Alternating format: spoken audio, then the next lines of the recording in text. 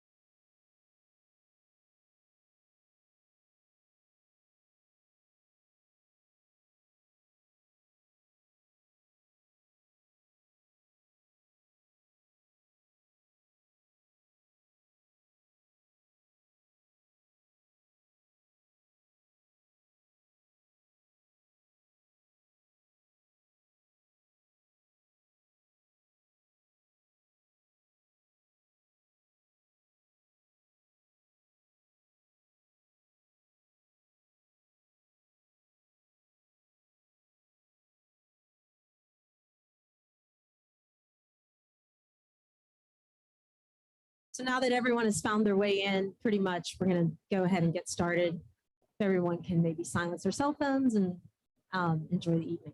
Welcome. My name is Tatiana Miller and I am loved. My name is Abigail Roden and I am growth. My name is Kendall Cox and I am ambitious. My name is Lee Rogers and I am resilient. My name is Arsheen and I am passionate. My name is Peg Freddy and I am metamorphosis. My name is Alberto Villarreal and I am determined. My name is Alejandra and I am genuine. And I'm Rebecca Sigdeo. I would like to welcome you all to Cumberland University's Peace Through Storytelling with National Book Award winner Colin Mccann and Rami El-Hanan and Bassam Aramin.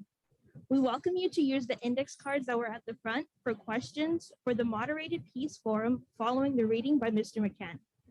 And now I'd like to welcome our Dean of the School of the Humanities, Education, and the Arts, Dr. Cummings.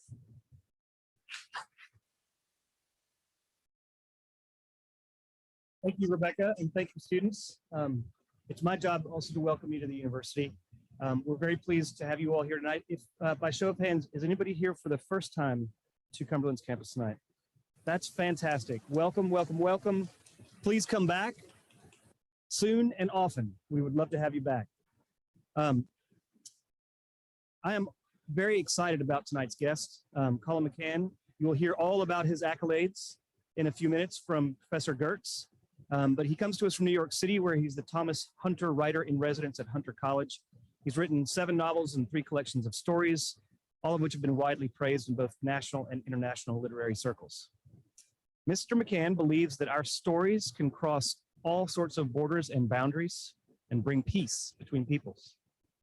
I can't imagine a more important time to have a vehicle for peace than what we have today.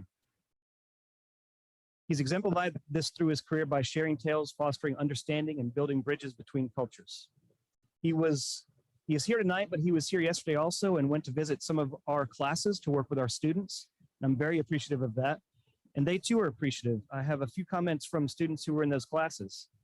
I really enjoyed Mr. McCann's responses to our questions about his book Zoli, never really giving a direct answer, but leaving the answer to us and allowing us to draw it out. I loved how he brushed over his ideologies and incorporated them into his answers. He has a philosophical persona that I noticed and appreciated while listening to his responses. Another student said, I'm completely fascinated with how he researches each book. He goes and experiences the life of the people of the subject with the people of the subject, and that is the purest form of appreciation.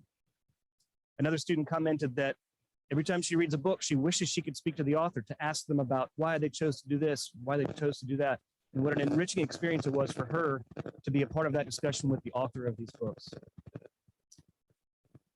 It's an exciting evening for Cumberland as we join Mr. McCann tonight to foster peace through storytelling and through this mediated discussion. Miss Professor Sandy Gertz has organized this event for us tonight. She has been with Cumberland University since 2016. She started as an adjunct instructor, and now she is a full-time member of our faculty. She's an award-winning poet and has been a writer, publishing essays, articles, poems, and creative work for over 20 years. She's the author of a full-length poetry collection, The Pattern Maker's Daughter, published by Bottom Dog Press in 2012.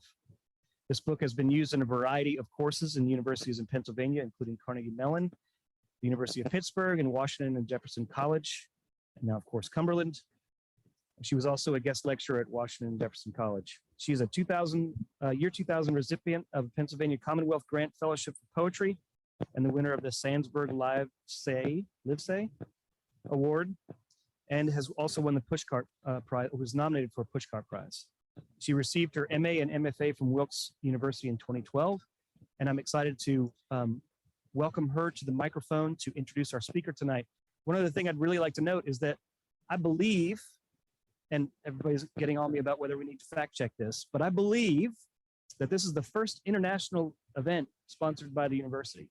We're going to have speakers here who are joining us from the other side of the world, where I'm sure it is a very obnoxious time in the morning, but I'm really, really appreciative of them being willing to come and share their stories with us, to show us how we can live together in peace by sharing our stories. With that, I'd like to welcome Sandy Gertz to the microphone. Thank you all for being here.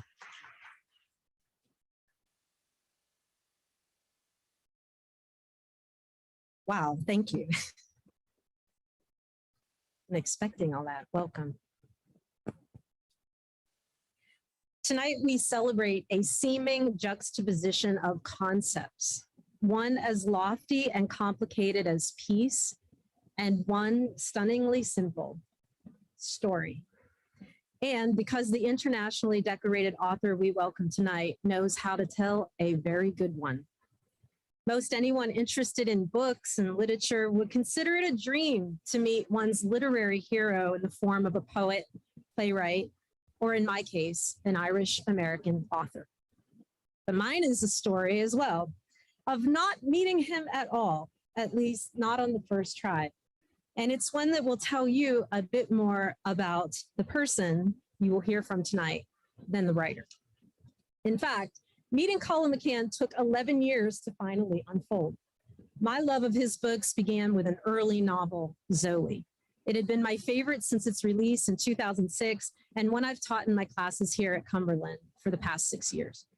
It's a book centered on the life of a Roma poet who is exiled from her beloved nomadic and oral culture for writing things down. I'm not sure if being a poet was part of the reason I resonated so much with the text, But as Charles Baudelaire once said, all writing is poetry.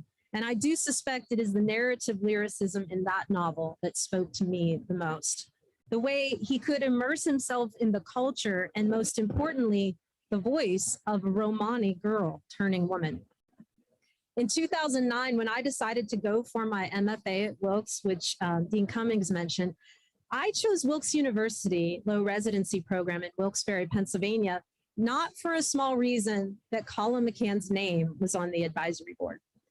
Imagine my joy when I learned that he would be at the very first residency that winter. Well, as fortune would have it, the luck of the Irish was not with me at that time, but it certainly was with Mr. Mccann, as just before that residency was to begin, he was awarded the greatest prize in literature in the United States, the National Book Award for Let the Great World Spin, which pulled him into another orbit that semester. A book about which the great late author of Angela's Ashes, Frank McCourt, with whom Mr. Mccann was very close, said, "Now I worry about Colin Mccann. What is he going to do after this blockbuster, groundbreaking, heartbreaking symphony of a novel?" And the answer to that very clearly was, write more brilliant books, all leading to A Paragon, the novel we celebrate tonight. So fast forward to this summer when I set off on a pilgrimage back to Wilkes, hearing that Colin was going to be doing a reading from his latest work. I hoped to maybe get a glimpse of him in the crowd, maybe a signed book, a word about how much I loved his work. But I figured he'd be far too busy with more important people, president of the university and the esteemed faculty who are his friends and world-class writers themselves. But if you know anything about Colin Mccann, a man that rode a bike across the great United States of America just to better understand our country upon landing here, then you know that he is one down-to-earth Irish American. So while I did find him speaking to the president, I also found him chatting far, far longer with the undergraduates, the unpublished students in the writing program, leaning in and really wanting to hear everything about their stories, never his own, never pontificating. In fact, that night, I think he talked more to the bartenders, servers, and the gentleman who swept up the restaurant than the literary glitterati. And this, ladies and gentlemen, is why we're here tonight. Because Colin Mccann listens to other people's stories. Most all of Colum's novels are immersion into a foreign culture and to characters far different than himself, whether it requires living with the homeless underneath the streets of New York City in This Side of Brightness, or a Roma camp, or getting into the head of Rudolf Nureyev in Dancer. Colum is not a writer who lives by the adage, write what you know. A Mccann book always stalls the breath, to steal a phrase from Zoli. But when he delves into the intimacy of someone else's story, it's as though he breathes the same breaths as his characters. And now in A Paragon, he's entered into the sacred air of the stories of one Mr. Rami El-Hanan, an Israeli, and Mr. Bassam Aramin, a Palestinian, each of whom will join us tonight, each bred to oppose the other, each suffering the tragedy of losing a beloved daughter to the Middle East conflict. Reading the book is truly a physical and sensory experience where 1 minute you're reading the straightforward narratives of Rami and Bassam, and the next you are weeping over the beauty of the fact that Simone Laghi in 1625 took it as his sacred duty to wipe the ceiling paintings of Michelangelo in the Sistine Chapel with a piece of wet bread to sop up the moisture to protect the painting from deterioration. And I thought, is this indicative of how important it is to preserve one's story and to repeat it over and over, as is done in A Paragon in a myriad of ways, not unlike its title shape, with a countably infinite number of sides and angles, until the stories have woven a kind of spell, until we don't know if we are hearing Rami's voice, Bassam's voice, Colum's voice, or our own, all of us woven together in a collective voice of narrative. And so tonight, from the Middle East to Middle Tennessee, on this night of literary history, this book seems to urge all of us to connect our disparate threads. Certainly, this great earth will continue to spin with or without us engaged in peace. But how fitting, as we celebrate peace all month long at Cumberland, that we welcome one of the most noted authors of our time to our stage, an author, Steven Spielberg, whose film company has just purchased the rights to A Paragon, has called the author a master at the height of his craft. as well as one of the greatest storytellers for peace. It is now my honor and my immeasurable privilege and pleasure to welcome, as we all at Cumberland University and our community, welcome Mr. Colin Mccann to our stage tonight.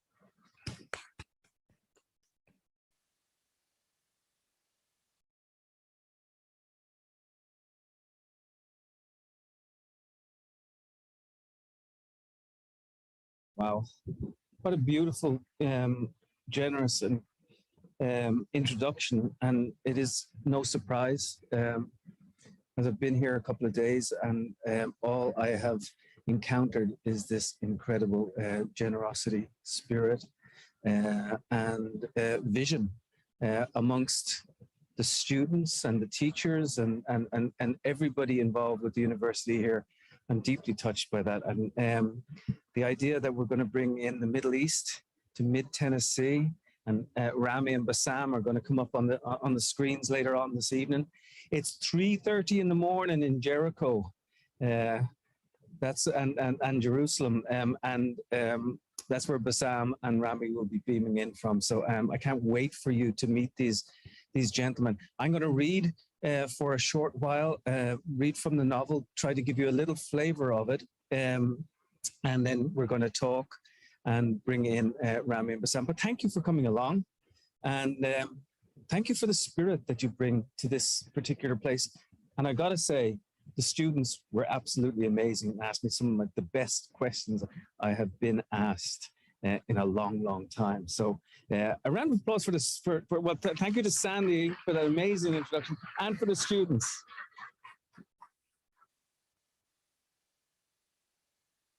About 6 years ago, I went to the town of Beit Jala, which is just outside Jerusalem.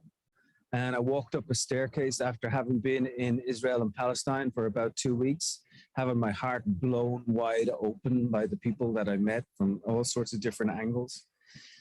And it was 4 o'clock in the afternoon, it was cold and it was wet and it was windy, and I just was, I was tired. And I walked up the staircase and 2 men were sitting there. They introduced themselves as Rami and Bassam, and within half an hour, not only was my heart blown wide open, but it felt that they had opened my rib cage in an extraordinary way and twisted every ounce of emotion that I could out of my heart. They told me the story that changed my life about how, against all the odds, they became friends, having shared the grief of losing their daughters. And I have put this into a novel. I have novelized it, and we'll talk more about that, I think, later on. But I think I'm one of the few writers in the world who can call up his characters on Zoom. Maybe this is a literary first. Call up your characters on Zoom and have them comment on the work. I'm going to go right to the middle of the book. It's written in 1,001 different cantos, 1,001 being the echo of 1,001 nights. And this is sort of gives you, this is actually a summary of the book. It's one sentence. I want you to listen for the words you and me. 1001.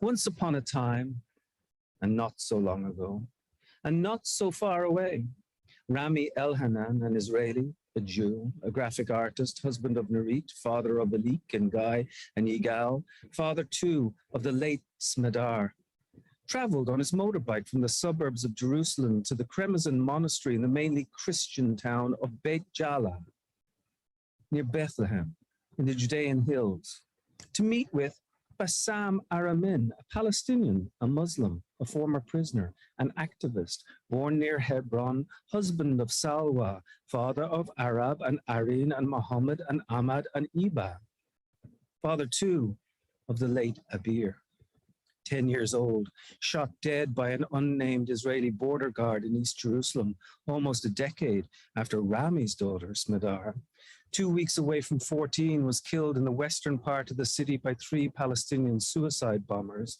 Bashar Sawala, Youssef Shuli, and Tawfiq Yassin, from the village of Asriya al-Shamaliya near Nablus in the West Bank. a place of intrigue to the listeners gathered in the red brick monastery perched on the hillside in the mountains of the beloved, by the terraced vineyard in the shadow of the wall, having come from as far apart as Belfast and Kyushu, Paris and North Carolina, Santiago and Brooklyn, Copenhagen and Terezin. On an ordinary day at the end of October, foggy, tinged with cold, to listen to the stories of Bassam and Rami, and to find within their stories another story, a song of songs, discovering themselves, you and me. In the stone-tiled chapel where we sit for hours, eager, hopeless, buoyed, confused, cynical, complicit, silent, our memories imploding, our synapses skipping in the gathering dark, remembering while listening all of those stories that are yet to be told. And the reason I say you and me is I got to tell you that this book took me, the best part of 5 years to write, but for 2 of those years, if not more, I didn't even know who the narrator of the book was. And anybody who writes will tell you that you should know who the narrator of your book is going to be. But this was an odd book for me to write. And I realized one day, I thought, if this is either the greatest thing I've ever thought or the stupidest thing ever, but that the reader of the book is actually the narrator. And then I thought, well, maybe that happens with every book. Is every book, do you become the narrator of the book when you read a book?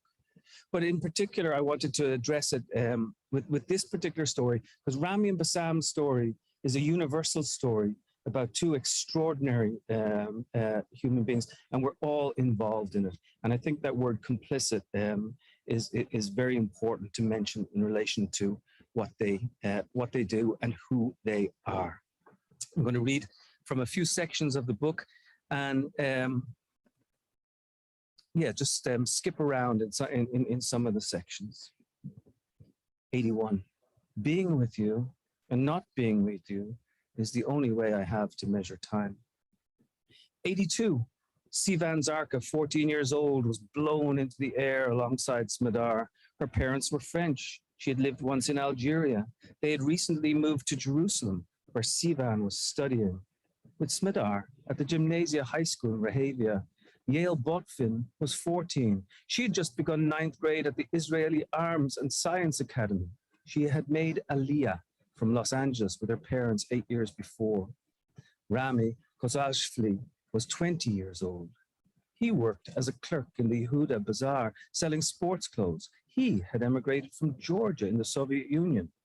Eli Markowitz, an office clerk, a book lover, a pacifist, was 42. His family had originally come from the Black Sea coast of Romania. 83, to make Aliyah, to ascend. 84, Markowitz was having lunch at an outdoor cafe with his 11-year-old son. The boy was thrown backwards through the air, but his fall was softened by a potted palm situated in front of the window. 85, so often, thought Rami, the ordinary can save us. 86. When Rami came back from the Yom Kippur War, long-haired, blue-eyed, exhausted, he began to work as a graphic designer, drawing posters for the right wing, for the left wing, the center too. He was a maverick. He didn't care. If they wanted fear, he would give them fear. If they wanted glamour, he would give them glamour. Controversy, nationalism, pessimism, anything at all. Smidar too, Schmaltz too, no problem. He could easily deliver a bouquet of bullshit. A raised fist for the new Israel, an expansive border, the Nile to the Euphrates, a wide-eyed child, a sinister stare, a wounded dove, a long, elegant leg, anything at all. Make it smart, make it crude, make it rude. He didn't care. He had no politics. No party allegiance, no safe alignment, to have a house, a family, to be undisturbed, an Israeli life. That's what he wanted. A good job, a mortgage, a safe street, leafy, no lock on the door, no midnight phone calls. Spectacularly banal. The worst of it would be a long line at the falafel joint, a short change at the cheese shop, a mistake by the postman. Rami did what he did best, drawing, sloganeering, provoking with paintbrush and pencil, He started his own firm, advertising and graphic design. He delighted in ruffling feathers. Almost everyone liked him. And if they didn't, he laughed it off. Always the clown, the joker, the man at the edge. He met Nurit. She was a beauty, fiery, red-haired liberal. She didn't care what others thought. Smart as a whip. From a good family, a general's daughter, a pioneer, an original. She went generations back. She took the oxygen from the air. He was rougher edged, raw, more working class, but she liked his charm, his wit, his ability to turn on a word. He was reckless. He made her laugh.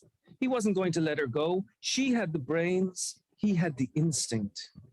He courted her. He wrote her letters, drew pictures for her. She was a peacenik. He sent her red roses. She returned them for white. He was smitten. He'd served as a tank mechanic in the army. He fixed her father's car. The general, he approved. And they were married in Nurit's house. A rabbi held a service. Together they broke the glass. Mazel tov rung around the house. They had their 18 minutes of yichud. It was tradition, why not?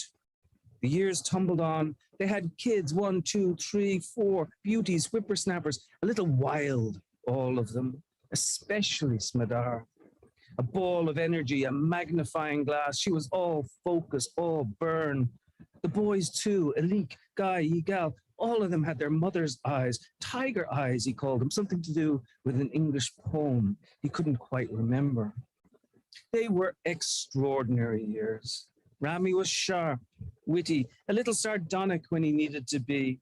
He knew politicians, artists, journalists. He got invited to parties, Jerusalem, Tel Aviv, Haifa. He played the jester. He developed a taste for motorbikes. He bought himself a leather jacket. He came home bearing colorful dresses and scarves as presents for Nurit. She laughed at his poor taste, and she kissed him. She let her hair fall. At parties, he could hear her talking to her professor friends, occupation this, occupation that. Ah, my wife, the liberal, the beauty. She wrote articles. She didn't hold back. She said what she wanted. It thrilled him. She brought him to the edge. His lungs were bursting. There was more wars, yes, but there were always wars, weren't there? This was Israel, after all. There would always be another war. This was the price that people had to pay. Somehow he was able to slide through it all. One eye open, both closed. Vigilance, that was the word, vigilance. He knew the routines even if he didn't like them. Watch for the dark face on the buses. Always know where the exit is. If the Arab bus is beside you in the traffic, pray for the light to be green. Measure the roll of the accent. Look out for the shirts and the tracksuits. Flick a quick look for dust on the shoes. He wasn't prejudiced, he said. He was just like everyone else. He was logical. He was practical. He simply wanted to be tranquil, to be undisturbed. He read the papers, he said, in order to ignore the news. It was the only way to get by. He didn't want to be pinned down. He wanted to maintain his freedom. He could argue anyone at any time into any corner. He was Israeli, after all. He would argue against himself, if need be. It was all about appetite. And the kids, well, the kids they grew. The boys were full of pep. Smadar was a pistol, a firecracker. She loved to run around the house. She danced on the table, cartwheeled in the garden. She skinned her knees. She knocked a tooth out, girl stuff. And time sauntered on.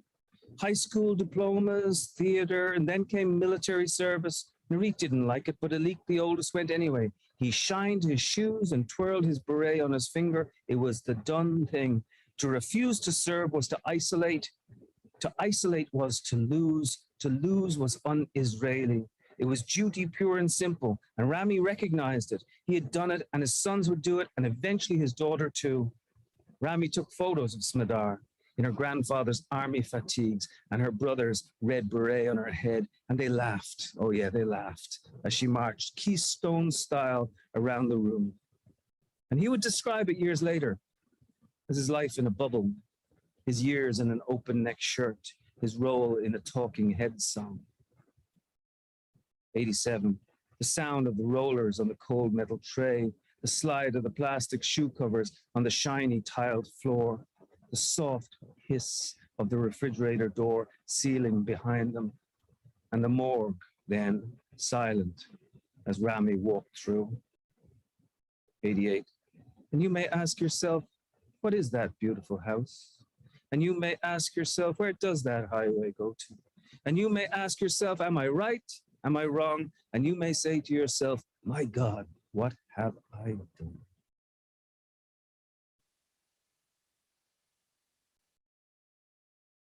State your name. This is 273. State your name. Bassam Aramin, from Hebron. Age, 42. Who are you traveling with?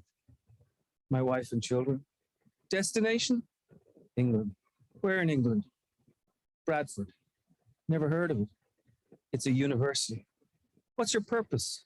To go to university. Are you trying to be smart with me? No. Where did you get this permit? I explained that to the other officers. Do I look like the other officers? From the office in Jerusalem. What's your purpose in going to university? To study. Are you a professor? No. How old are you? 42, I told you.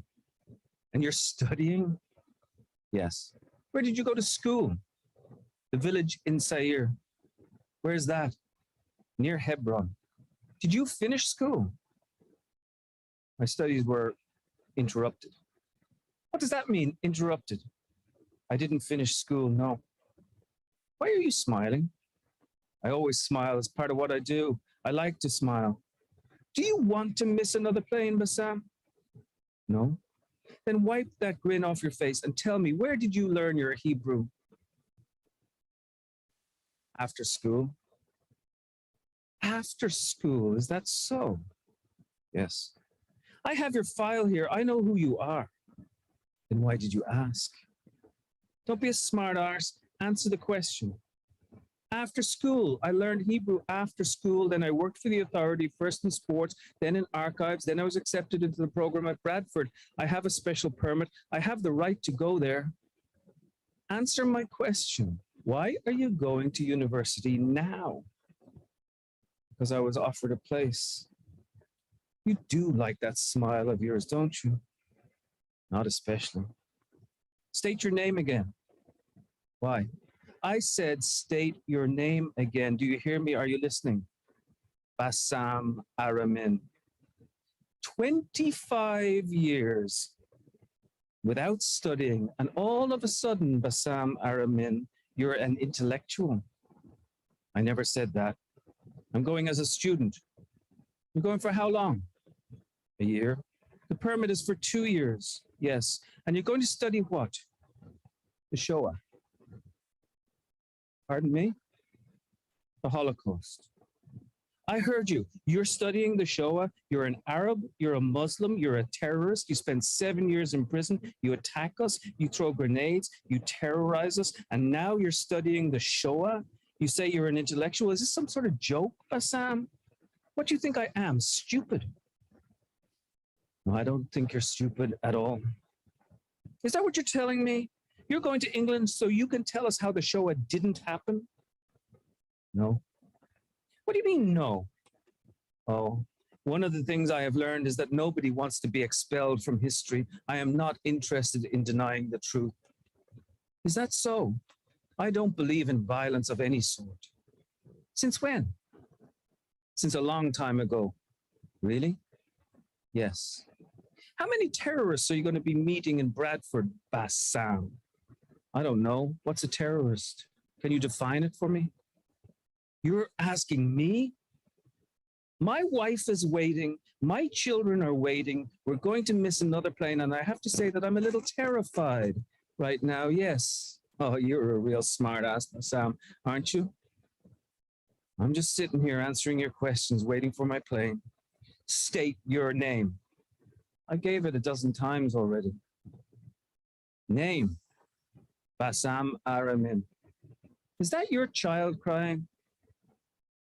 I can't see through walls. Why is she crying, Bassam? I don't know, probably because she's tired. We've been waiting a long, long time. Can't your wife shut her up? My wife is tired too. We've been here for 8 hours. I don't know how many flights we've missed. How many children do you have, Bassam? 5. I used to have 6.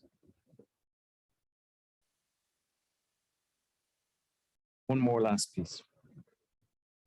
In the library, he read Primo Levi, Adorno, Susan Sontag, Edward Said. He watched Schindler's List and he searched out other films, documentaries. He combed through the news footage, dug out pictures of the camps, found everything he could about Theresienstadt. He read too about the effects of trauma and its intersection with memory, Adler, Janet, Freud, the acquisition of fear, the disintegration of memory over time, the task of language. At times it seemed to him that his brain had caught fire. He would come home to Salwa late at night, exhausted, thrilled, and he would fall asleep on the sofa, books open on his chest, feet propped up on the coffee table. He began his work on his master's thesis, The Holocaust, the use and abuse of history and memory. He wrote it in longhand. He thought in Arabic, but he wrote it in English. He was aware that these were not new ideas, but just new to him. Still, it felt as if he were in the territory of the explorer. He had cast himself out to sea. Most of the time, he ended up crashing back on the shore, but every now and then he chanced upon a small rumor of land. Still, when he tried to find purchase, the land disappeared before his eyes. That was the true terror, he thought. His was a responsibility not to diminish. He wanted to talk about the use of the past and the justification of the present, about the helix of history, one moment bound to the next, about where the past intersects with the future. He was the oldest in his class peace studies. He sat in the second to last row of seats to the side of the room and kept as quiet as possible, hardly ever spoke above a whisper. He seldom volunteered, but if he did, it was soft-spoken, soft, considered, slow-spoken. He left class with his head bowed. He smoked alone, away from the buildings. He kept his prayer mat out of view. Still, the word leaked out. He was a Palestinian, an activist. He had lost his 10-year-old daughter. He was studying the Holocaust. He knew the names of the caretakers, the groundsmen, the canteen ladies. He nodded to them as he went along. They were open and jovial. They wanted to know what football team he supported. He wasn't interested in soccer, but he began to wear a Bradford scarf, and they loved the way he pronounced the town, his thick Arabic English, Bradford. They named him Kaiser Soze, nicknamed him Kaiser Soze for his limp. They told him he looked like a bit like Kevin Spacey, an Arab version. He had no idea what they were talking about, so he rented the film and he watched it with Salwa. They laughed at the idea of him being one of the usual suspects. The life of a Palestinian, the small ironies. 271, the most excellent jihad is that for the conquest of self. Thank you. Right. Thank you. And can I just say the amazing thing is in a few minutes we'll be having those guys beaming in from across the world. And so thank you so much.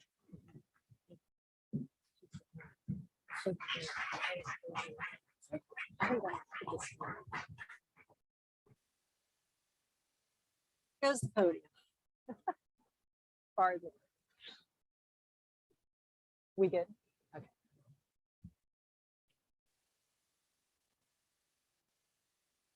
All right. Welcome, Colin. Well, thank you for being here. That was a phenomenal reading. I feel like I'm still in the spell. It's like, do I have to talk now? Because I'm still in the spell. Before I ask the questions that I want to start with for you, before we bring on Rami and Bassam, you actually quoted from a passage that I thought would be most apt for our students who are here. The description of how Bassam found education and his time, that I forget the words, the brain was on fire, or his brain had caught fire. Yeah. And so I wasn't going to start this way, but I just feel like you being here and getting to know the students, and first and foremost, you're here for our students in our university and also for everyone in the community. But I feel like, you've caught a fire in them. So I really Well, want to they- thank you for the time you spent. I got to tell you, they sparked a fire in me too. They were some pretty extraordinary young people. I could see it in their eyes yesterday. It was fun to go to the classes. Thank you very much. Thank you. So I want to start by mentioning that 1986, you set out on a bike. Mhm. You had recently arrived in America, and you thought that the best way to get to know the great United States would be like on a bike and go across America. So I find it fascinating because we've welcomed here to Cumberland Anders Carlson Wee, and he is a phenomenal poet, but he traveled all across America on trains, hopping trains. Right. And it informs his work, and his work is narrative poems of stories. And so I found that really fascinating about your background. And I thought, where did that come from and how did that begin? Was that the trigger or the beginning of you accumulating stories and listening to other people's stories? Yeah. My son is here, John Michael, tonight, and we drove down from New York, and he's at the very beginning of his own journey. He's going to be driving around the South for the next few months. He's more or less the same age that I was when I took the bicycle across the United States, and I think it's a great thing to do. So you see, if you see a battered out Honda Odyssey, at the side of the road, and stop and help him out, will you, please? You know what happened to me is that I met people, and they told me stories, and I learned how to listen, and that was my education. Because the best education I got was on the road, and I didn't come through Tennessee because I came through North Carolina, South Carolina, and down south towards Florida, then across, and eventually finished in San Francisco. A year and a half later, a different person. But the world is governed by stories. And one of the organizations, you mentioned the word narrative, I co-founded Narrative 4 with Lisa Consiglio. And we're going to talk a little bit about Narrative 4 this evening. And there's a Narrative 4 member here, Evan Barker. Raise your hand, there he is.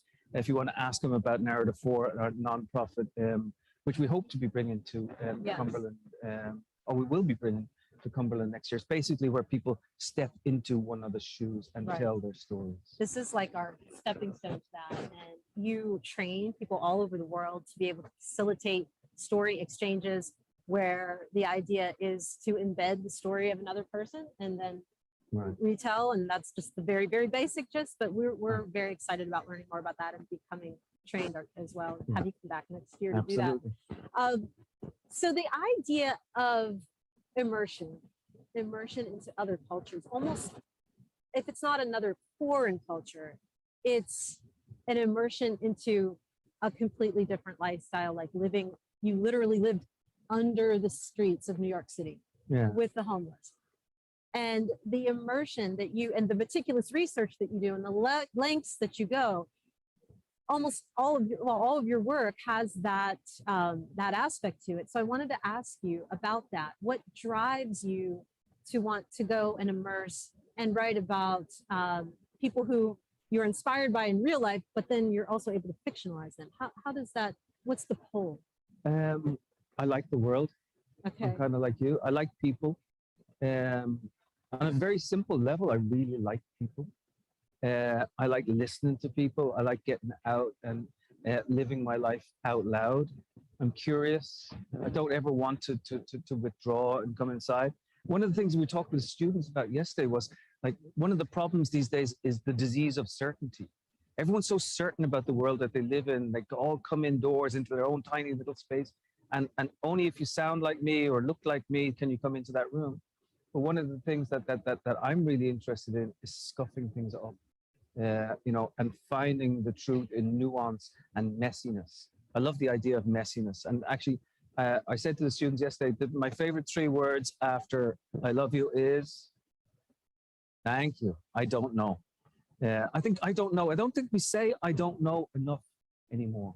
I think I don't know is a really good answer to a lot of questions. So And along with that, immersing yourself in other cultures, a lot of the old adage for writers, we have a mixed audience here, some of you are here as creative writers yourselves, and they've read Letters to a Young Writer. A number of my students are reading that. And the old adage is write what you know, but you say that you want to write toward what you want to know. So can you explain how you do not outline, you do not plot necessarily? Tell us a little bit about that process of writing toward what you want to know in a novel, such as a Paragon or any number of your novels.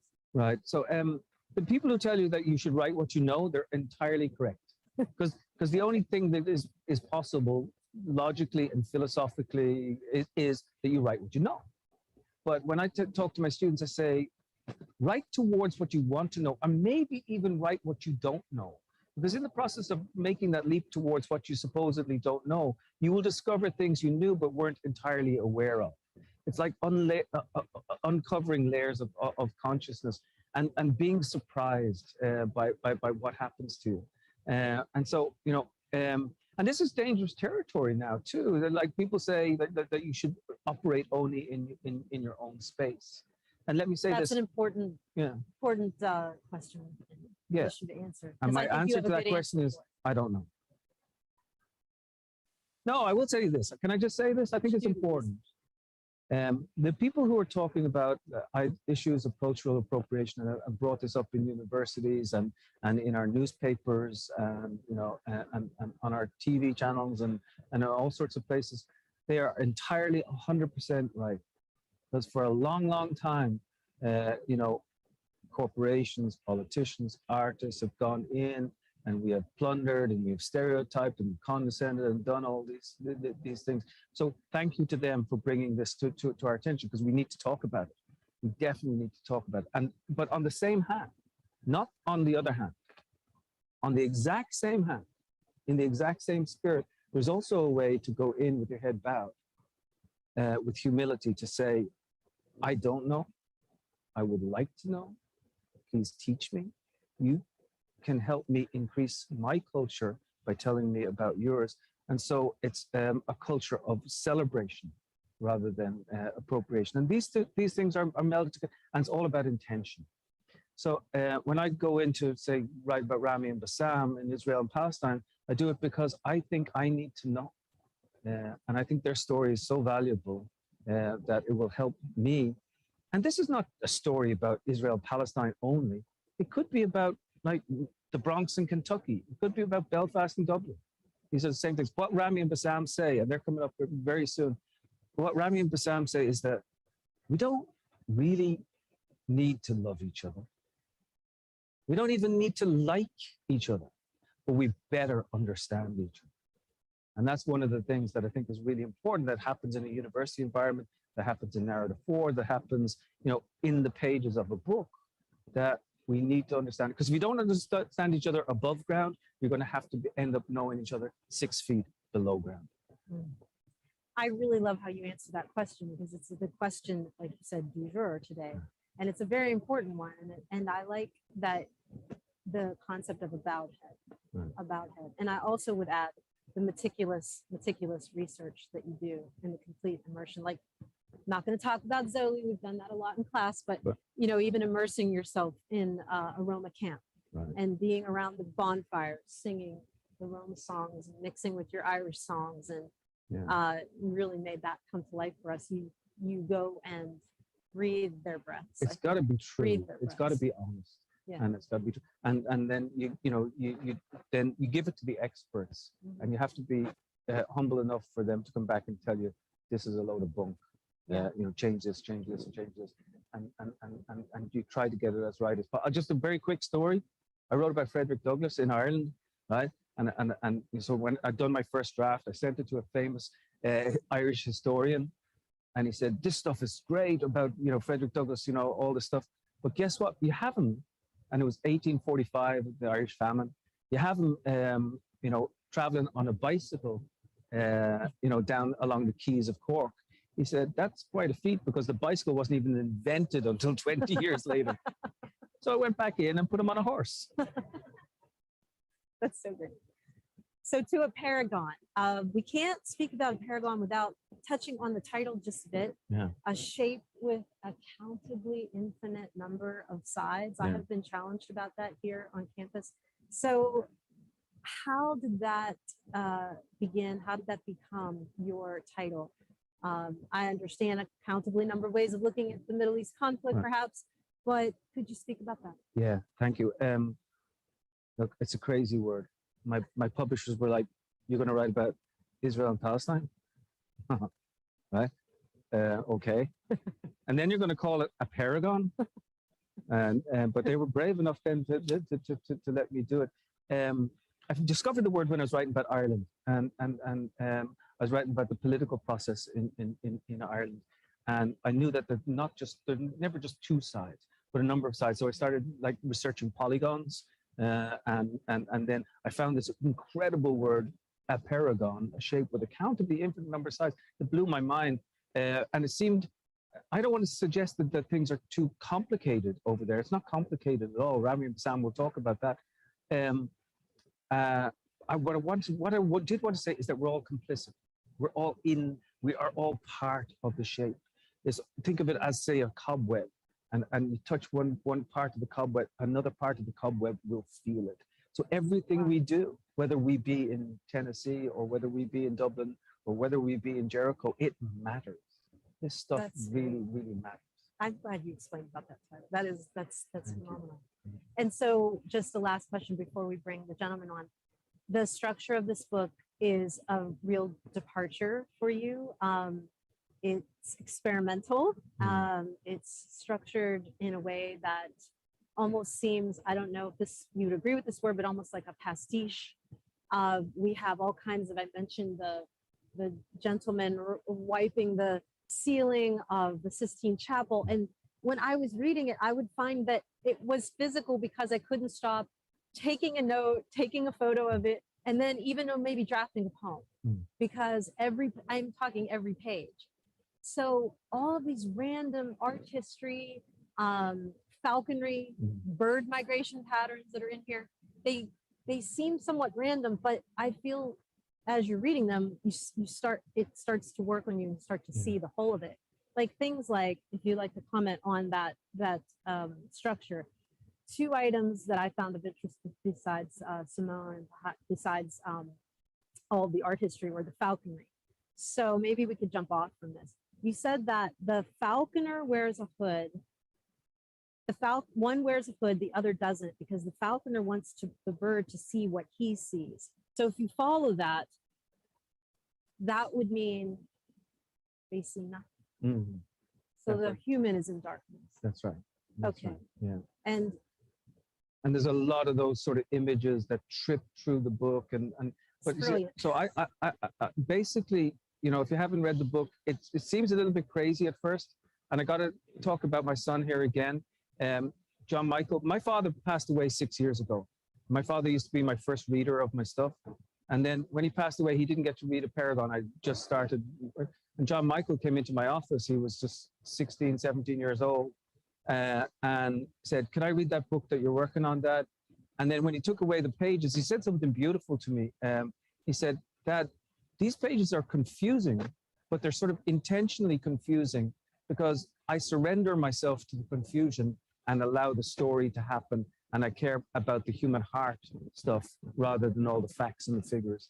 And so I felt like I was the conductor of a symphony. Yeah. It has to work on you. Isn't that how you're supposed to read Proust?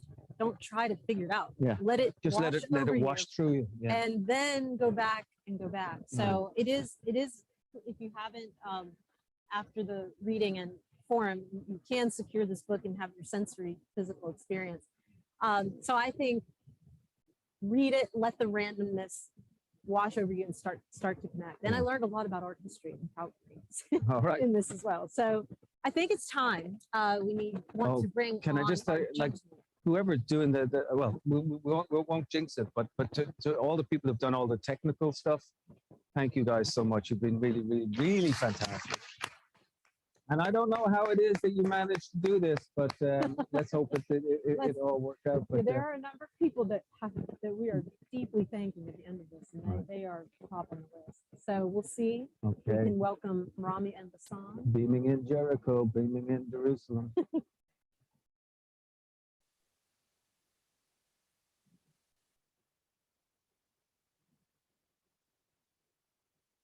you're looking at. All right. There he is. Rami. Oh my word. And that's Rami. Hello, everyone. Good morning. Good morning, Rami. This is Sandy, and I'm sitting here with Colin Mccann. Nice to meet you in person. We know this guy. Yes, you know this guy. You are familiar. And is Bassam there? Good evening. Good evening. Good evening. Oh, There he is. Bassam. We're going to see your face in just a second.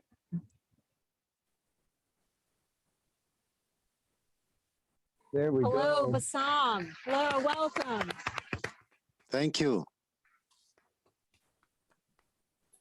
This is Sandy, and I'm sitting here with Colin Mccann, and it's nice to finally meet you in somewhat virtual person.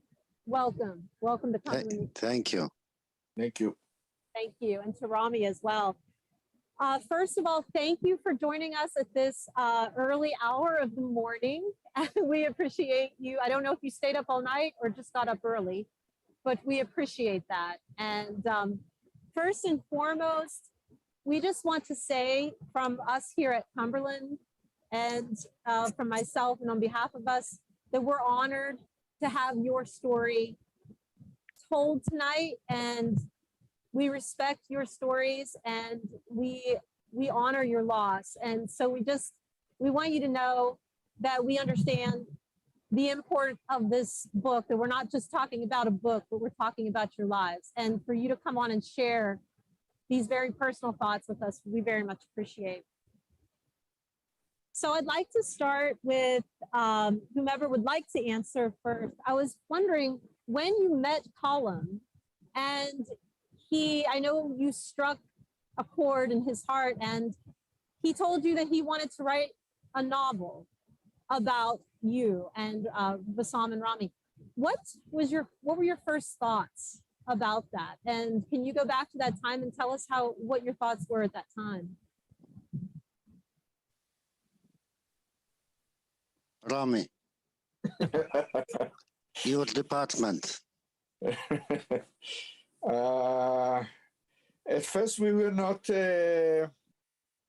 very enthusiastic. We were doing it for many years. We had films done about us, many newspaper interviews, and so on. But what drew our attention is the way that Colum reacted to our stories. And he burst into tears, and we needed to comfort him. And his emotional involvement in the story was such that we would allow him to do anything. And he did. And I guess Bassam is deferring to you on that question.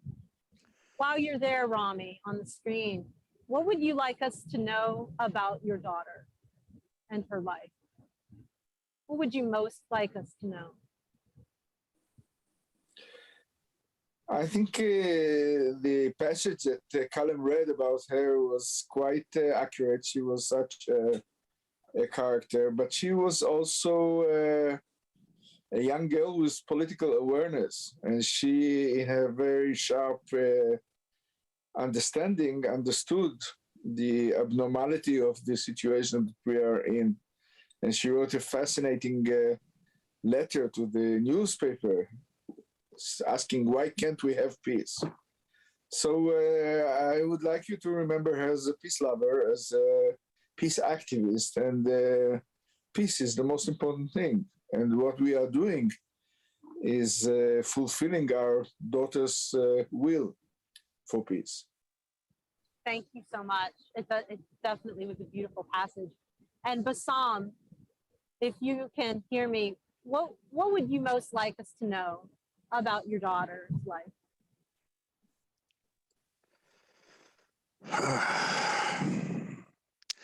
She have a very short life, 10 years old only, and she was very ordinary child. But she was my child, my daughter. She went to study Hebrew, to be in touch with her friend from Tel Aviv, Tal, when she participated in a summer camp, because I want my kids to meet the enemy now and to know that they also have kids. Not all the Israelis are soldiers in the checkpoints. I wrote in her grave that your killer will die and you will live longer than him. And it's a fact. No one mentioned his name. No one know his name. And Abir's name everywhere around the world to ask what happened to Abir. She's a very innocent child, exactly like Smadar. She paid her life because she's a Palestinian. Thank you for that very much. I'll keep you on, Bassam, here. I'd like to ask you a bit about your friendship with Rami and how it developed. I do know that you were a peace activist for a very long time. It's not a tidy story of everything coming together in a very tidy way. You were already working for peace even before this tragedy. And would you be able to speak to what you were already doing with your peace work and then how you met Rami? Yeah, in fact, I met Rami in 2005 because his son Elik was one of the co-founders of Combatants for Peace. When we talk about friendship, we just say friendship because they paid us. We are not friends. We are partners and we are brothers and we are family. But it's not a relationship between the white settler and with the native Palestinian. We are partners. And as Genius Colum says, it's not a condition to love each other. We respect each other. We respect our right to exist for human rights, to live in a safe place, in a moral place, without oppression, without occupation. So we are fighting together against our common enemy, which is the occupation. In fact, from the first meeting, Rami fell in love with me. Then later on, I start to love him because Rami belonged to the other side, to the side who occupied my people. But when you discover the nobility and the humanity of your enemy, it's the end of the conflict in the personal level.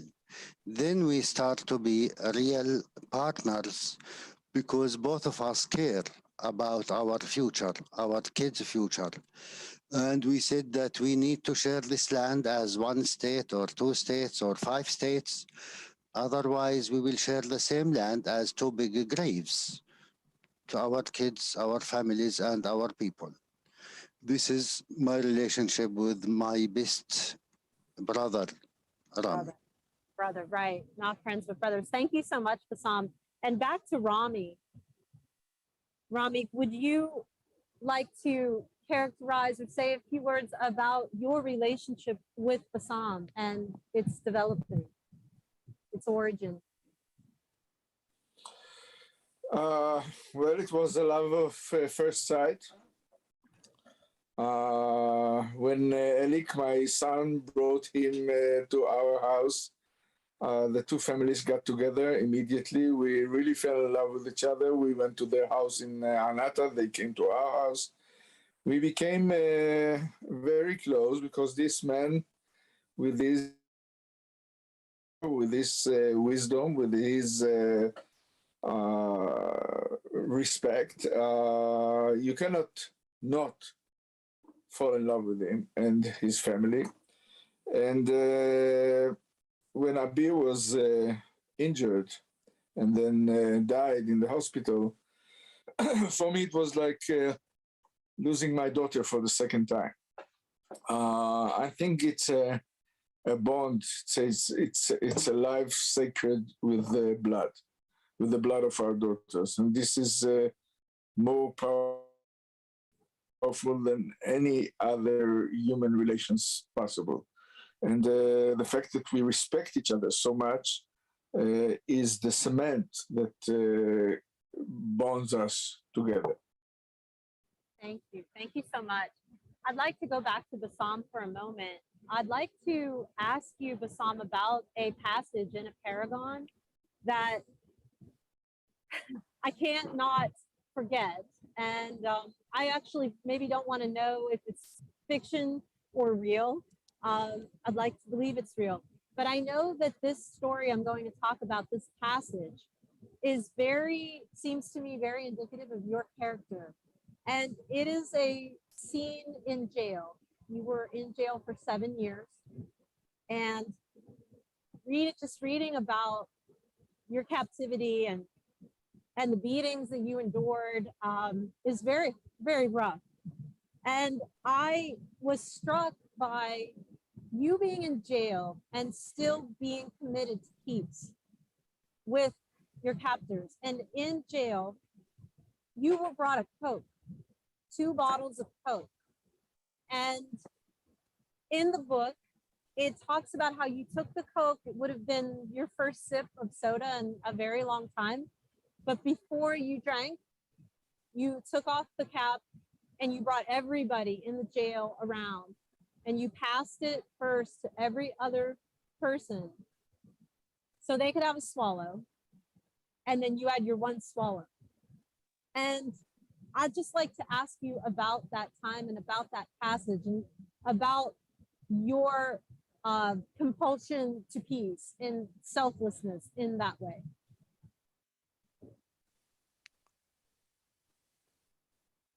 So this is the reason why we are fighting. If you consider it as a fighters, we are fighting for peace. So we are peace activists. Even through our struggle, it's to achieve peace. Jabotinsky says like oppression creates resistance, which is very normal. That every Palestinian must resist the injustice, the occupation, the humiliation. And for that, we consider ourselves as special sector from the Palestinian people as the ex-prisoners or the ex-fighters, because we are the most sensitive people. We know the way of democracy and we will never give up. So this is the soul of our struggle to achieve peace. For that, we need to keep our humanity and to act as freedom fighters.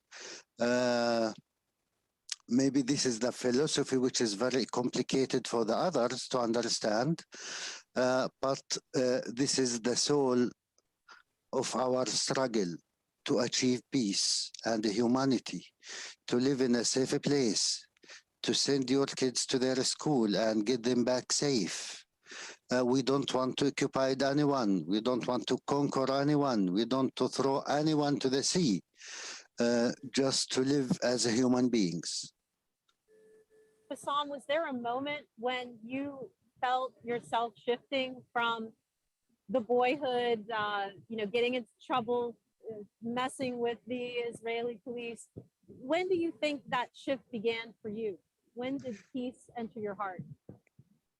Always peace in my heart, but you didn't wake up in the morning and to say, you know what? The Israelis are the chosen people and they are right. We need to give them this land and we need to leave it. It doesn't work. It's a long process.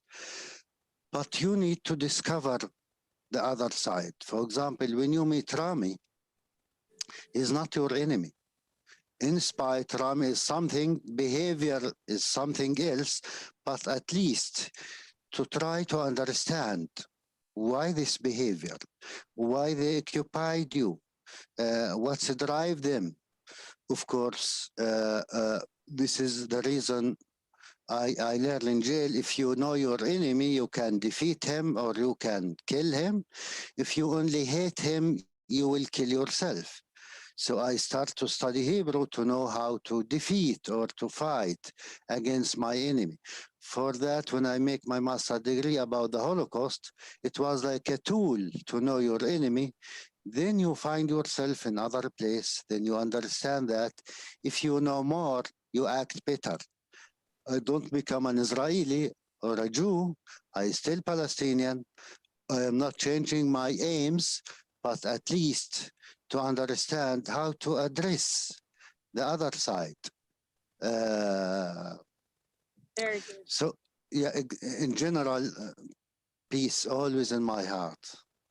Thank you so much. And if we could bring Rami back, I'd like to ask you, Rami, in a similar vein, about your journey to peace. How might it differ from the Psalms, or what was your journey, your peace journey? When did your heart and mind start to come to founding the circle, and can you mark any milestones or remember a time it happened to you? My journey started about 23 years ago when I was invited by the Mr. Itzhak Frankenthal, the founder of the Parent Circle, to attend to a meeting of this group of crazy people, Israeli and Palestinian, who lost their children in the conflict. And I was standing there, a product of the Israeli upbringing, brainwashed, watching the Palestinian bereaved families coming down from the bus, walking towards me, shaking my hand for peace, hugging me, crying with me. And this was a turning point, seeing this old Arab lady coming down from the bus with this long black traditional dress, and she had a picture of a 6-year-old kid on her chest, like my wife carried the name of our daughter, Smadari. This was a turning point that created the change. And this was a journey, the beginning of a journey towards the other side, towards another culture, towards another language, another history, another songs, another food, another everything. Which was deliberately and viciously, hidden from me through my 47 years of until that moment. And this journey is still going on until today. Still a journey, you would say. It is still a journey. Yes, it is still a journey, always. I'd like to ask you a bit about the power of story. I understand through a paragon that the more you were able to tell your story of your daughter, you would think that maybe that would keep bringing up the pain. One might think that, and maybe many people may think that, but for you, you said that repeating it gave you a relief. And could you talk a bit about the power of story, and when you began to tell that story, what kind of change that did for you? I think this is the genius of what Colum did in this 1001 Night stories, the way that he understood that we are telling the stories again and again and again to keep our daughters alive.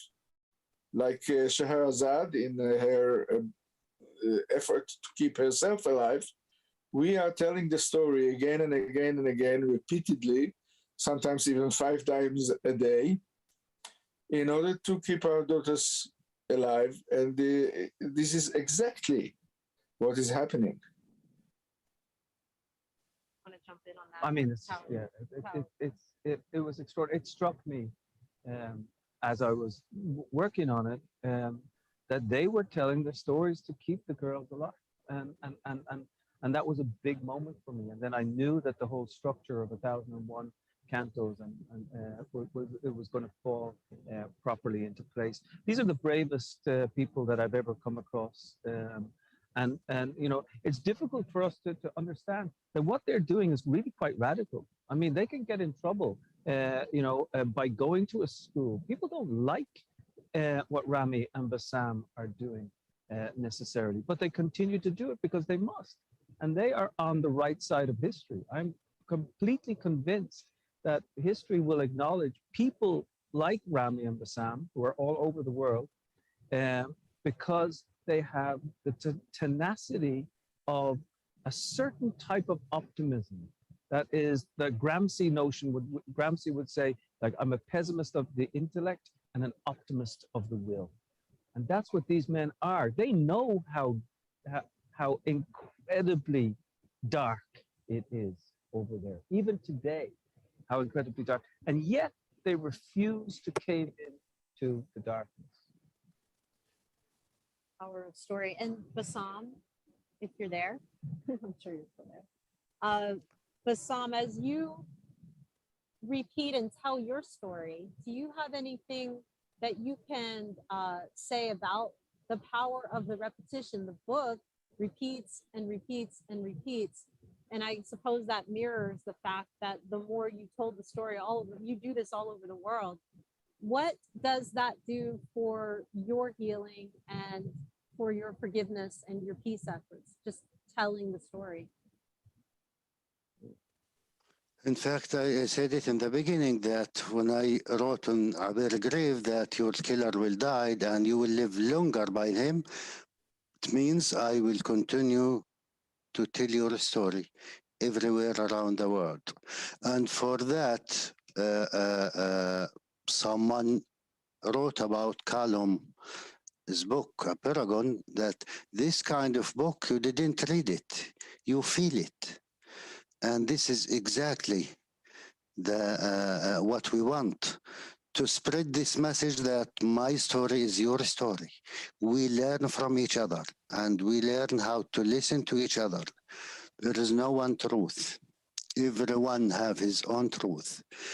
But the most important thing is just to start to listen to each other, even if you don't accept the other story. For the healing process, unfortunately, for the people who lost their beloved one, they know what we are talking about. You will never heal. It's how to use this pain beside you and to manage to spread a message of peace, of light, of humanity, or the other side. And we want to honor our daughters, that we will continue to work towards peace. So we will have the ability and the courage to look in front of our grandsons and daughters' eyes to say, we did our best to achieve peace.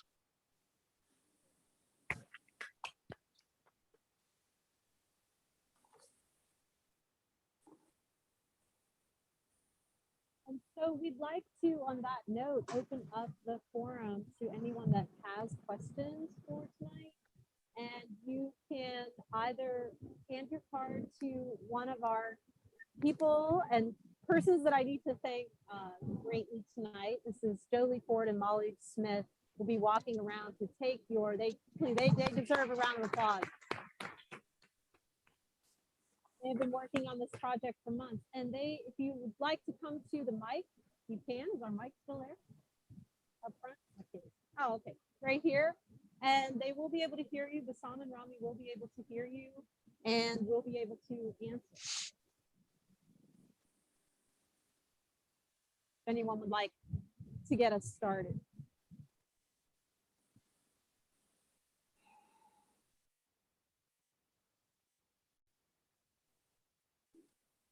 You have some cards that have questions?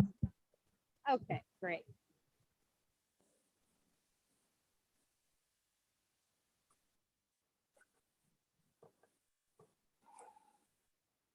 Do we have any other questions that we haven't taken up yet?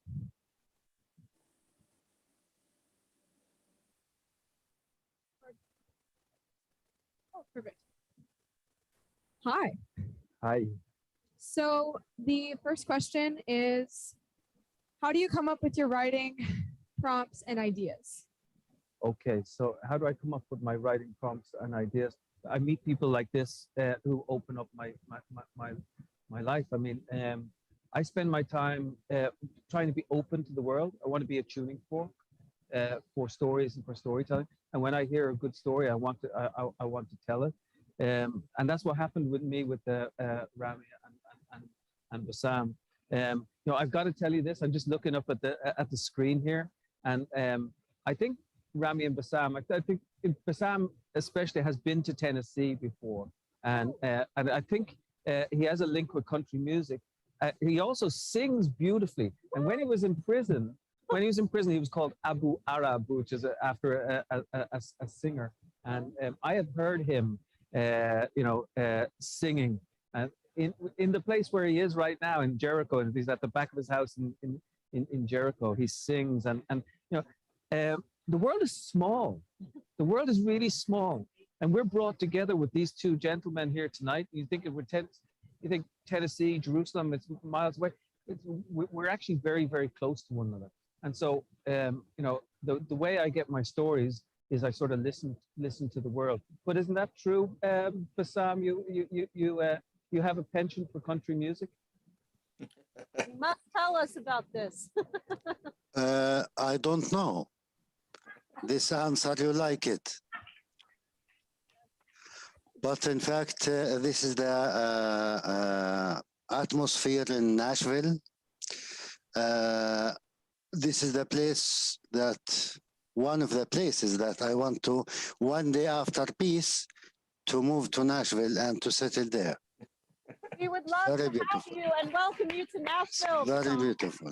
That is great. And we are so, a little sad that you could not make it in person, but this is really the next best thing. But next time with Narrative 4, with the organization that Colin co-founded coming, and you all can come again for sure in person. But for Colum, I believe every peace activist should be musician. Very good, very good. I agree. All right. The next question was, how long does it take to plan and publish your books and ideas? So how long does it take to plan and publish my books and ideas? I'll talk about this book in particular. I went to Israel and Palestine. I met these men, and then I thought, I can't do this. I can't do this. I tried to write another book, but I kept coming back to them. And then I thought, well, if I'm going to do this, I have to go and I have to travel there. And then I traveled there and I met with them. I got on the back of Rami's bike. Actually, Rami will tell you something funny about. Can you tell us something funny about the motorbike? The first time you read the book. When I read the first chapter, Rami went on his big black motorbike, putting a fifth gear. I said to myself, but this is an automatic motorbike. So I told Colin, what are you doing? He said, oh, it's more sexy to have gear in a motorbike. I accept that. That's one of the questions too. Giving up your story to someone else. I can hardly hear you. Oh, hard to hear you. Giving up your story to Colin. What is that like to see him? Because he did say, this is going to be fiction. And so what was that like for you to give up sort of control of your story to a novelist? How did it feel to read about yourself in a fictionalized way? I guess the motorbike is a good illustration, but you not hear me. So I can sort of answer this on behalf of Rami and Bassam. I mean, I went to them and said, listen, I want to write about you guys. And they said, okay. I said, but I don't think you understand. I'm a novelist. I make stuff up. And they said, okay. And I said, but what do you mean that's okay? And they said to me, the worst thing that has happened to us has already happened to us. You can't change our story that much and think that, it's not going to be there in the world. And they said, if you capture just a tiny percentage of what it is that we think and what we want to say, we will be grateful. And in the end, I think, and I hope that I paid tribute to the honesty and the deep truth of their story. Yes, I did make some stuff up, but I think the stuff I made up was sometimes even more truthful than the actual than the actual truth.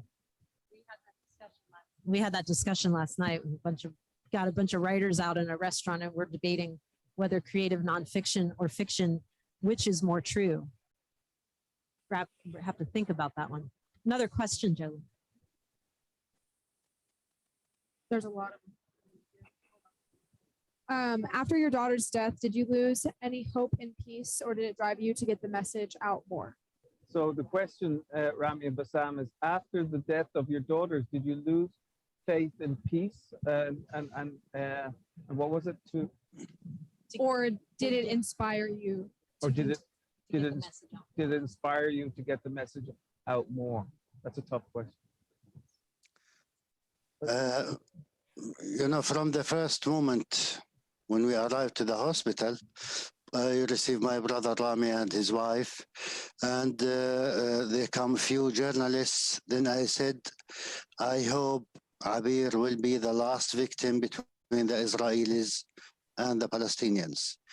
We need to double our efforts to achieve peace, so no one can taste this bitterness of ongoing pain forever. So it's the opposite. It gives us more power, more credibility to talk about peace and to work towards peace. So it empowered them even more. All righty, this next one is for Colin, and I'm trying to understand the parts of the text concerning birds, but I'm not sure I understand completely. Can you enlighten me on this, please? So the question is about the birds, and there's a lot of this book is about birds and patterns of bird migration. And really what I was trying to say when I was writing about the birds is the birds are coming from South Africa. They're coming from Algeria. They're coming from Ireland. They're coming from Sweden. They're coming from Germany. And they're flying over this space. And in other words, we are all birds. And we are all sort of going towards this particular story of Rami and Bassam. Before I started the book, I knew nothing about birds. I discovered that there was a bird sanctuary in the West Bank, and that they banded birds there. And I thought, what a beautiful image the birds happen to be, not just for the birds themselves, but for all of us, and how we engage with the idea of movement. Also, the birds disregard all borders and boundaries, and you know, and there's something very beautiful about them too. So that was one of the reasons why I wrote a lot about birds. That's a fabulous answer. Thank you. I just want to applaud the amount of research that it must have taken to involve your writing a paragon. What are your future plans, if you have any? My future plans, you know, this book, for me, I've written 10 books, and I think of all the books that I've written, I will live with this book forever. And part of my mission is to go with these guys as far as I can go. I will travel with them just about anywhere, and I want to bring the message of this novel to wherever it is that we can go. We're sort of committed to each other. We sort of become a band of brothers. Is that fair enough to say, Rami? It's actually accurate. And now you're all three working with on the movie together in a project way, correct? Yeah. That must be a lot of fun, and probably I really have no idea what that would be like, but Well, Rami says that George Clooney is going to play him, and right? and Bassam, we're talking about, I don't know, Riz Ahmed or whoever it is. they're both going to be very handsome actors. Yes, right, for sure. All right, the next question is, there was actually 3 of these, and it's, were there any unexpected reactions or results following the publication of this book? Worldwide, what were the responses from other people? Okay, what was the reaction to the book? There were a few bad reactions here and there, but I have to say it was overwhelmingly positive. I mean, sometimes people are more interested in the bad reactions, and what I really want to talk about is the incredibly good reactions. I'd like to know, actually, from Rami and Bassam, if possible, like what sort of reactions you guys hear around the world, and if you're getting, you know, what you hear in Israel and what you hear maybe in the West Bank, because it just got published in Arabic and it's not yet published in Hebrew, but it is being developed into Hebrew as we speak. Sam, Rami? Until now, it's only positive reaction. It's a masterpiece. It's very strong. You know, we have problems sometimes when we say balance. In spy, there is no balance between the occupied and the occupier, but we are talking about two fathers. We are talking about two families who lost their beloved one in the contents of the conflict. As I said, this is something to feel it. And it takes me 1 year, even myself, to have the power or the courage to read it, how Colum described my pain. It should be very, very, very complicated and difficult for him to try to go deeply to my memories, even my feelings. I hear many times from many people that this book will change the world, which is give me the courage to read it. Very good answer. Thank you. And Rami? Well, I was not surprised. I read the book for the first time 2 years ago on the plane on my way to the United States. And the feeling was that I was listening to myself being recorded. It was very strange. But I felt it's a masterpiece. And the reaction was very expected.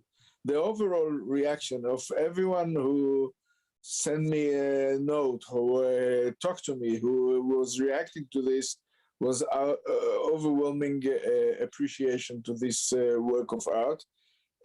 Now we are on the process of translating it into Hebrew. From what I read in the first chapters that I've read, she is the translator, Hani Amit Kochavi, is doing a huge work translating it. And I think the reaction in Israel will be the same, although in Israel it's much more complicated, being able to look in the mirror. Indeed. Thank you for that. Joe? The next question is, what would you imagine your daughters would say about all that you have done for them? Were you able to hear the question? Were you able to?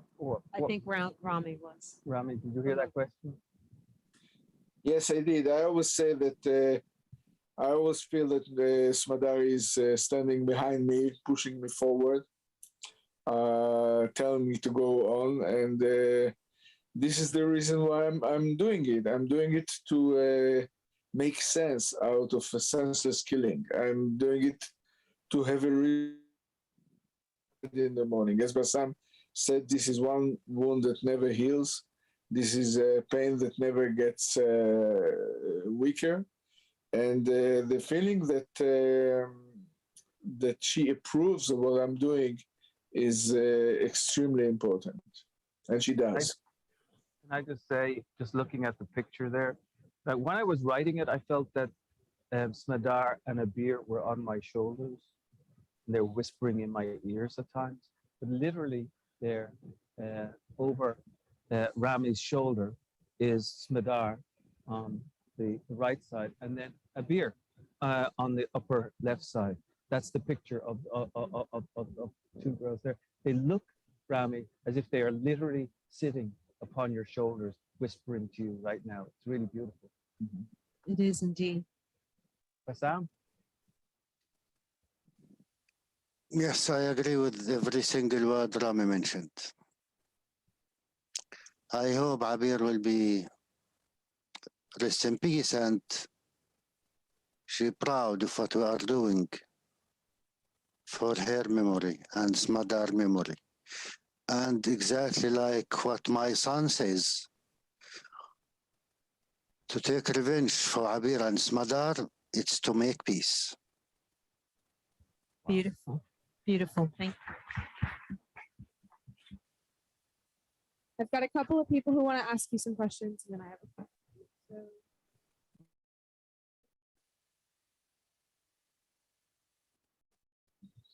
Hello. I don't know if I say. Hello, Jacob. Hello. I don't know if I should say Bokatov or Lilatov. I don't know if you. I have a very personal questions because my cousins are living in Israel, in Zichron Yaakov. You might know it. It's near Haifa, and they went right now for 4 years through military services. And I asked them before that why they do it, and they didn't really have an answer on that. What would you say? Like, should the young people there go into the military service or not? What should they answer? Should they go like foreign and study everywhere else, or should they serve for their country there? Very good question, Jacob. Thank you. Were you able to hear, gentlemen? When if you know Imam Ibn Taymiyyah, when they arrest him and he went to jail, so before they release him from jail after a while, his jailer said to him, Imam, forgive me. I just implement the orders. Then the Imam said to him, without you, they cannot rule. And with you, it will be injustice. It's a very complicated, but for me, you can go to the military or refuse to go to the military, but you need always to remember to be a human beings. It doesn't say if you are a soldier, you need to occupy another people. In our case, every gentle soldier, every educated soldier is part of the occupation. So it's up to him if he's an occupier or not. In the end, everyone responsible for his acts. The occupation is illegal, immoral, and don't be part of this illegal and immoral issue, from my point of view. Thank you, Bassam and Rami. Well, my son Igalo is now almost 30, was 5 years old when his sister was murdered. And he grew up in a crazy family. And when it was his time to go, we all said to him, don't go. His brothers who served as combat soldiers in the army said to him, don't go. His mother said to him, I will not wash your uniform. And I said to him, don't go. You will be sorry. What will you do if you'll meet Bassam in a checkpoint? And he said, you went, and my brothers went, and because you went, you have the right to speak up. And I admire him for that, because he was building his own identity. He decided to go. He served in a educational unit as a teacher for young deprived kids on the verge of crime. He was doing a sacred job, and he's able to speak up. And this is the answer. The answer, you have to do what's in your conscience. You should not cooperate with the humiliation and oppression of millions of people. But you can do it in other ways. I have all my respect for the people who have the courage and the ability to say no. Thank you so much. Joey. Thank you, Jacob. That was a very thought-provoking question. Rami, I don't know if you also have experience with this, but Bassam, my father's story is very similar to yours. He fled Iraq actually as a political exile to Bradford to study. And I know that even the difficulties that he faced in fleeing, he still felt many a time and expressed to me a longing for his home, a longing to go back to his home country, even though he knew how fraught it was. I wonder, with your experience of having lost a daughter and the manifold other troubles that come with the place that you call home now. How was your experience living in Bradford for that time and being abroad? Was there that same sense of longing, or how was that for you? Do you mean Bradford or Bradford? Okay, to be honest, it was a year of kind of recovery, simply because we are normal human beings living in a normal place. So we think as a normal people, we become creative. And my land, my world is the place where I live in peace and dignity and equality without discrimination. To compare it with my place where I born in Palestine, it's a huge difference. But when I imagine my place without oppression, without occupation, without humiliation, it's a paradise. This is what I need. So I consider myself is in a mission to try to change. And this is why we call ourselves as fighters or revolutionary. It's to change the bad situation to a better one. So you can consider on the personal level, my land, my word, whenever I feel safe and dignity and equality and I have my human rights, is my place. Thank you, Bassam. Rami, do you have a follow-up for that?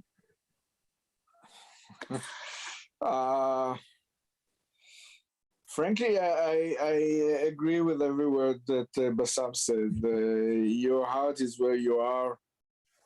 We have, both of us, deep connection to this land. We have 2 graves in this land, which makes all the difference. And I really need to taste the air in the morning, which is unique to this place. The history of this place, the history of my people, my tradition, and all the difficulties and the agonies that comes with it. It's a very deep bond to the place where you are. Wow, I love that. And Colum, you speak so poetically about that in the book. Just the smell, the smell, to smell your home in the morning. That's so powerful. I mean, I've seen these men in their homes. I've sat outside with Bassam, and we sang our songs together. And you know, I've been with Rami in Jerusalem, and their love of the land is extraordinary because, you know, let's face it, these gentlemen are patriots as well, but they're patriots of the human instinct more so than patriots of the country. They're patriots of, maybe I could even say they're patriots of love. They're patriots of understanding. They're patriots of a different sort of country than most people, you know, want to embrace. Theirs is a universal patriotism, and that's why, you know, I think that they have something, you know, profoundly important to say. And in the book, when you first introduce Rami and list all of the things he is, first and foremost, I am a human being. Yes. That always stuck with me. We have about 6 to 7 minutes left. Go right ahead. This is for Colin. When you were asked about your next project, you said you would follow these guys to the very end. I can understand your passion there. Other than the movie that will be made from the book, have you considered other forms of storytelling with this than the written word? Oh, it's beautiful. So the other form, you know what's happening? You know, we talked about an empyrean being a shape with a countably infinite number of sides. It's crazy what's happening. Darrell Burke, who was poet laureate of Louisiana, has written a book of poems based on Rami and Bassam's life. He's an extraordinary poet, a beautiful man. He's extending the empyrean. Colin Mccann, who is an Irish musician who played with the Frames, he's making an album based on the novel Empyrean. We have kids in Kentucky who are in the high schools with through narrative 4, and please talk to Evan about this evening, that are studying a paragon, and they're studying the Middle East in Eastern Kentucky of all places. I'm sorry, I mean, this breaks my heart, and it balloons it up in the most extraordinary way. The fact that we're here tonight, you're still here at the at this late hour. The fact that these two men are up at 4 o'clock in the morning it extends the paragon, and eventually I believe that there will be a tipping point in certain ways. I don't know what the tipping point will be towards, but I'm proud to be a part of it, and so thank you for asking that question. Theater, movies, whatever way it is, if you get the chance to read the book, give it away to someone else, and because people need to hear their message. Very good. And I think we have maybe one more question from there, and then we have some parting words Yes. from the gentleman. The final question was, have you found your peace? And if you haven't, how do you think you will?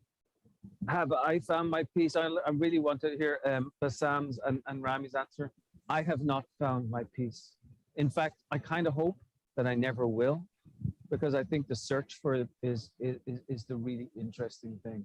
And I don't think I'll ever fully be, at peace. It's hard to be at peace with the world the way it is, and some of the things I see being said and done in the name even of that notion of peace. Rami, Bassam, are you guys at peace? Long time ago, yes, we find it, or I find it, luckily. Remember when I said, if you know your enemy, you can defeat him. If you only hate him, you will kill yourself. So I find my enemy many years ago. I already assassinate him with non-violent way. I release myself from my fear. This is my enemy. I go back to my roots. I am a human being. I belong to the mankind.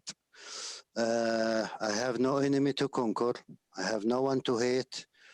No one can occupy me because I feel free inside me.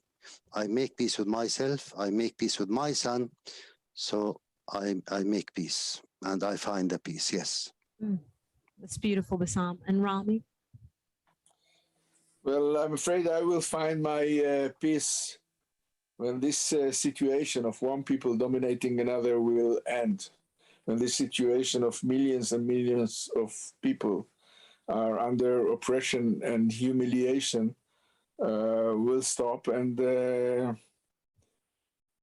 being a Jew with the utmost respect to my people and tradition and history, to be able to say that this is not Jewish, and being against it is not anti-Semitism.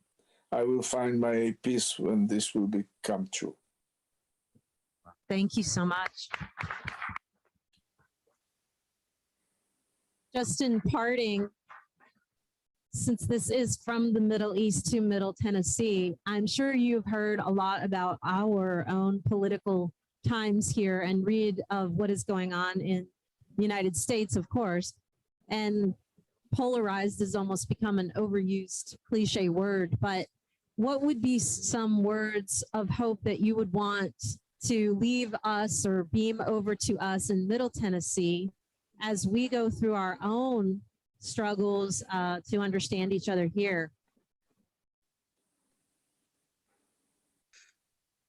For me, Martin Luther King says, in the end, we will remember not the words of our enemies, but the silence of our friends. And he says also, you are not only responsible for the words that you said, you are also responsible for the words that you didn't say at the time. You need to say something. Don't keep silence. We are very similar. If you didn't protect the democracy, democracy will never protect you. It could happen everywhere, anywhere. We need to help each other and to remember no one can live isolated in democracy and freedom alone. Thank you, Bassam. And Ram, thank you.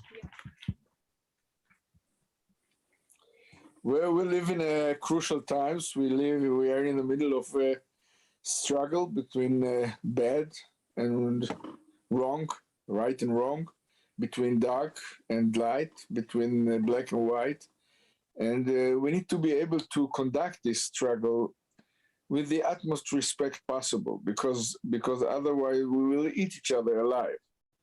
So we need to listen, we need to have respect, but we need to be very, very determined for ourselves what is right and what is wrong, what can be done and what cannot and not be allowed to do.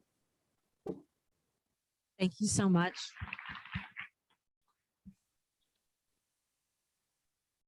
Rami and Bassam, we want to thank you deeply for sharing this time with us here in I just want to tell you that ever since I was in the army, I never woke up this early in the morning.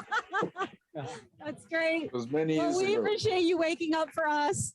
We want to see you here live at the honky tonks of Nashville and Lebanon next year, when we hopefully can join with Evan of Narrative 4, Colum's organization that brings people together through story. Thank you so much. Before we go, I do want to thank a few other people, and including our sponsors for this evening. Tonight we have the Porch Writers here, the Porch Writers Collective from Thank you. I want to thank you so much for your promotion in kind to Susanna Feltz and Katie McDougall, co-founders. I know these women since they founded that organization, and it was very, very small, and now it is the biggest literary organization in our region. Also, Parnassus Books. We want to thank them for being here, and we want you to go see them and buy some books. Thank you to Parnassus. I can't name everyone on this program, but I did mention Jolie and Molly, and I want to sincerely thank our planning committee, Ms. Rebecca Sukdeo, our director of diversity inclusion, and the people who could not be with us from the planning committee, Dr. Mike Ribsky, who has just undergone surgery, and Dr. Pent Holman, who have been so integral in planning this, and we miss them being here tonight. Thank you to them. And most of all, Miss Sandy Gertz. No, we got. Thank you so much, but I do, please look at the thank yous, and I want to just please say one thank you to Dr. Michael Spalding, our trustee, who's here in the audience. If it was not for you, this would not be happening. Pretty much guarantee that. And to our provost, Dr. William McKee, to our dean, Dr. Eric Cummings, who has, from the very beginning, this idea was pitched to them, and they were right away on it, thinking that it was one of the most important things we could do for the Peace Forum. So I don't want to get talking about how much I'm going to miss Dean Cummings, but his support and the provost's support and the president and Rusty Richardson, and of course our IT department that made all of this happen. Thank you so much for being here. Thank you for coming tonight. We hope you'll greet Colum at the book table and also see our literary journal for sale. Support our creative writing program. Ms. Carrie Moore, our director of the program, is here, and Dr. Michael Rex. Thank you so much. Thank you, Rami and Bassam. Rami and Bassam. Bye-bye. Good night from Middle Tennessee. We'll meet in person. Thank you. Good night. Thank you. Good night. Thank you. Thank you so much. You are free. Go to sleep. Yeah. Thank you. Love to Michael.